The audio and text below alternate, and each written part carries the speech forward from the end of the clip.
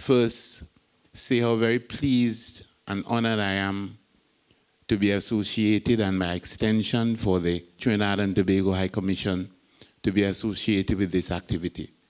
I want to commend the organizers for this effort to extend carnival and culture-related activities as much as possible.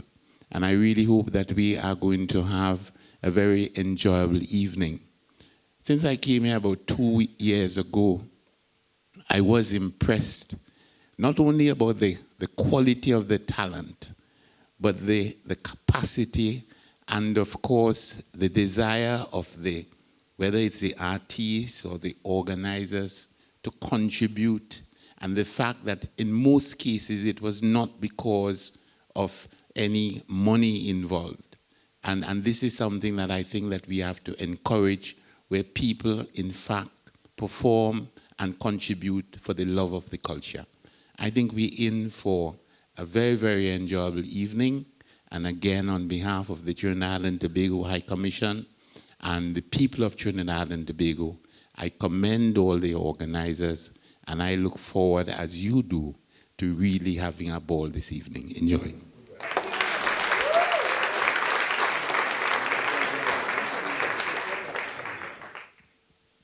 It always starts with the sound. First, nothing but the tramp, tramp, tramp of hundreds of feet, as out of place as the cry of a tropical bird in this car-clogged city, echoing of the deserted, hastily boarded up shops whose owners have fled before the advancing army. Not much chat, just subdued, suppressed excitement, an isolated whistle only emphasizing the airy, abandoned oddness of it all.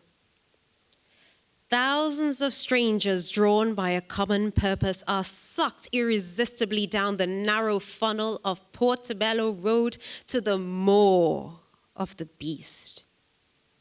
You feel it almost before you hear it. A deep, deep bass rumble, almost below the threshold of hearing, like something below the ground, the spirit of the earth itself stirring. The road seems to tilt, tipping you down into the seething mass that swirls in random eddies between footstalls, sound systems, masked bands, and steel bands. As footsteps quicken, the rumble resolves itself into separate harmonies from a mighty orchestra. Whistles, horns, shouts, steel pan, sounds playing soca, samba, reggae, ska, and music that hasn't even been named yet, freshly brewed in this creative cauldron of carnival. You know you've arrived when you hit the first barrier. You can judge the mood by the stance of the police manning the defenses. Relaxed and joking, or grim and watchful? Well, whatever. Carnival has you in her grasp now, and the heady, intoxicating rush of adrenaline hits hard as you become caught up in the crowd.